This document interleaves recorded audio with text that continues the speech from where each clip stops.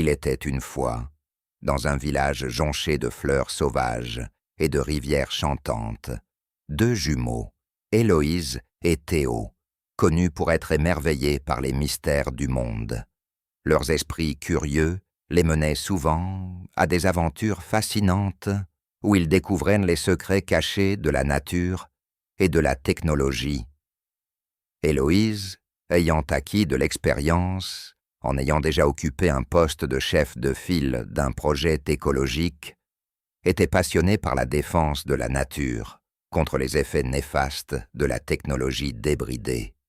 Elle croyait fermement que c'est à nous tous qu'il revient de veiller à ce que notre planète ne soit pas phagocytée par le progrès incontrôlé. Théo, quant à lui, était fasciné par la philosophie et l'art. Il voyait dans chaque pierre, chaque arbre, une pièce d'un puzzle géant qui tisserait des liens avec l'univers tout entier. Un jour, alors qu'ils exploraient une forêt dense, les jumeaux se trouvèrent pris en tenaille par un épais brouillard. Héloïse, avec une pointe d'agacement, pointait toujours du doigt les autres pour leur imprudence, mais elle savait en son âme et conscience que cette fois, c'était à eux de trouver une solution. C'est ainsi qu'ils décidèrent de suivre le murmure du vent, espérant que cela les mènerait vers une alternative corsée à leur situation délicate. Chemin faisant, ils rencontrèrent un vieil homme assis sur une souche d'arbre, qui leur offrit une alternative corsée à leur dilemme, une quête.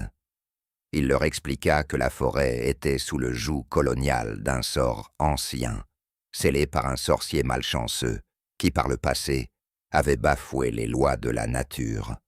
Pour libérer la forêt et eux-mêmes, ils devraient trouver 3 artefacts cachés, chacun représentant un aspect crucial de l'harmonie universelle. Le premier artefact, dit le vieil homme, était un miroir d'eau, capable de refléter la vérité de l'âme. Pour le trouver, ils devaient se rendre au sommet de la montagne pâle, là où les nuages tissent leurs danses silencieuses. Le deuxième artefact était un grain de blé doré, symbole de la vie et de la croissance.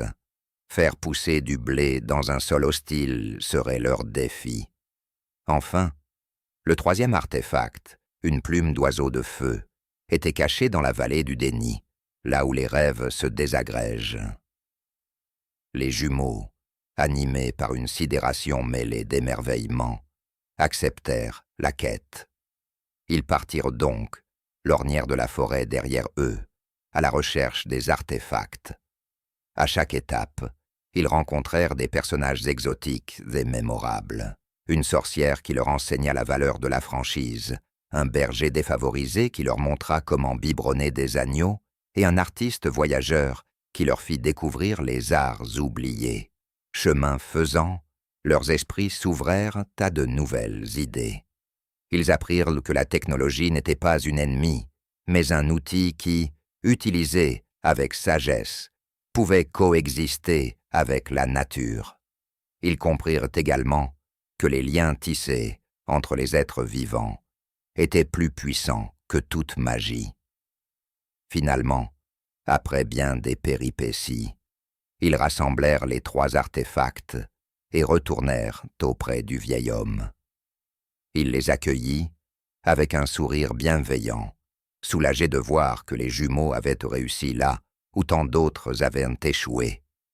Grâce à leur courage et leur détermination, la forêt retrouva sa liberté et les jumeaux purent rentrer chez eux, le cœur rempli de nouvelle sagesse.